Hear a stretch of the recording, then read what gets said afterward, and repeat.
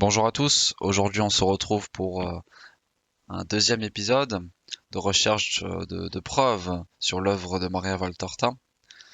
Aujourd'hui on va s'en prendre, si je puis dire, à la ville de Jazraël. Donc la ville de Jazraël qui est partagée dans l'œuvre de Maria Valtorta. On nous parle, donc je vais vous lire le texte, des tours qui servent à je ne sais quoi se trouvent aux quatre coins de Jazraël. Elles doivent être déjà vieilles au moment où je les vois. Elles semblent quatre géants renfrognés que l'on a mis pour servir de geôlier à la petite ville située sur une hauteur qui domine la plaine qui est en train de disparaître dans l'ombre précoce d'une soirée nuageuse. Donc on nous partage effectivement la formation des tours. Donc on va voir s'il y a ces quatre tours géantes. Voilà, on a aussi les geôliers. Donc geôlier, ça veut dire la personne qui garde les prisonniers. Donc on va voir s'il y avait par exemple une prison, si c'était dans ce domaine-là que les tours étaient utilisés. C'est ce qu'on va voir. Donc à savoir que dans la Bible, on parle une tour.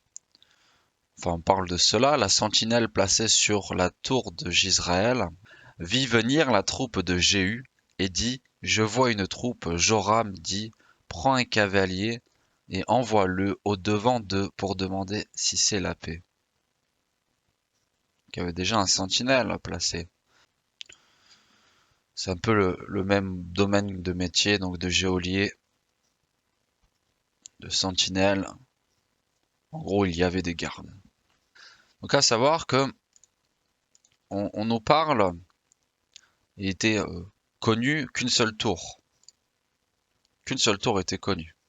Donc ceci est une photo de Jezreel, prise entre 1982 et 1929 par un membre de la colonie américaine. Donc en 1987, le département d'Antiquité donne l'autorisation de construire un musée dédié à l'histoire juive zioniste de la vallée de Jezreel. Et c'est pendant les travaux qu'un bulldozer, en effectuant une manœuvre, a touché et impacté les murs. Il a détruit une rampe qui l'enveloppait. Donc c'est comme ça que ils ont procédé à plus de recherches. Celle-ci était connaissable. Les ruines étaient d'ailleurs disponibles. Là, on la voit en assez bon état, on peut dire.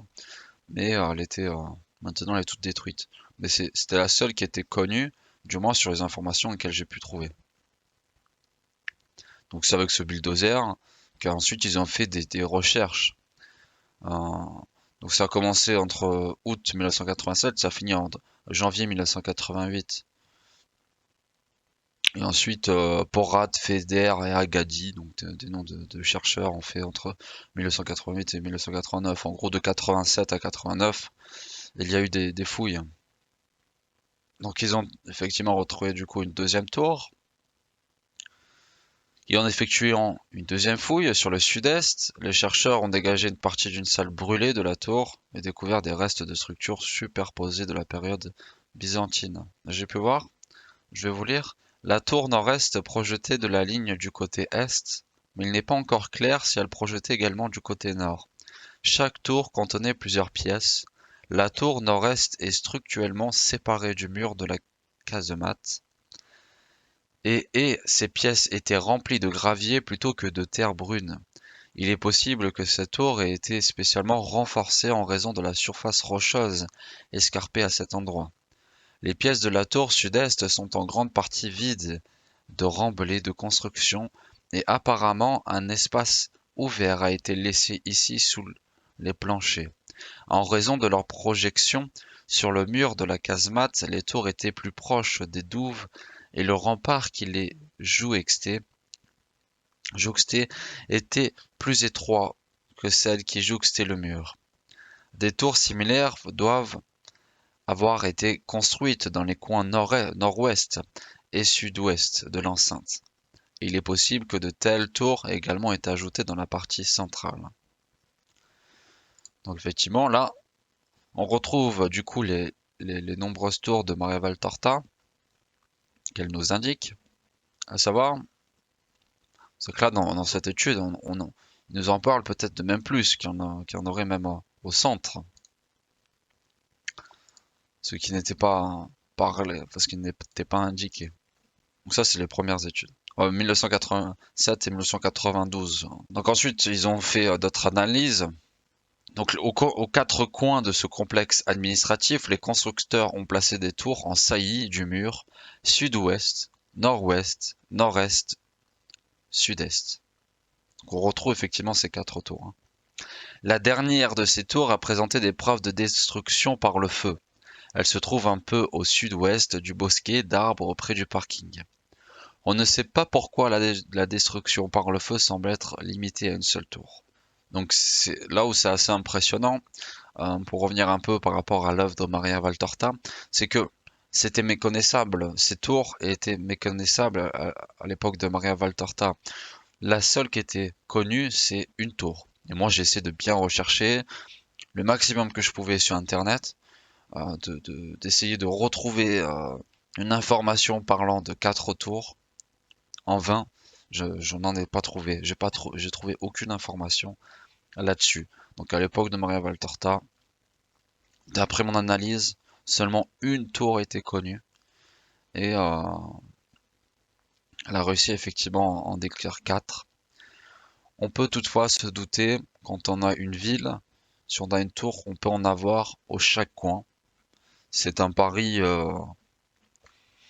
possible et un peu logique, mais toutefois, euh, je n'ai pas d'explication. Donc dans leur étude, trois caractéristiques indiquent la fonction administrative et militaire de cette enceinte. Ses fortes fortifications avec murs en casemate, tours en saillie et douves, la structure utilitaire peu esthétique employant un minimum de pierres de taille.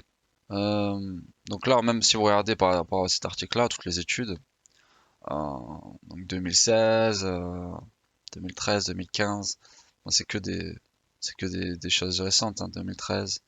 Là ici, on parle en 1967. Donc Maria Valtorta a juste, et tout son texte est correct et est vérifié ultérieurement après sa mort. Donc je ne sais comment l'expliquer. Bon, j'arrive plus à retrouver exactement.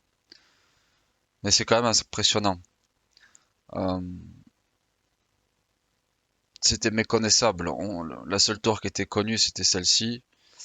Euh, et aucune autre était connue à l'époque de Maria Valtorta.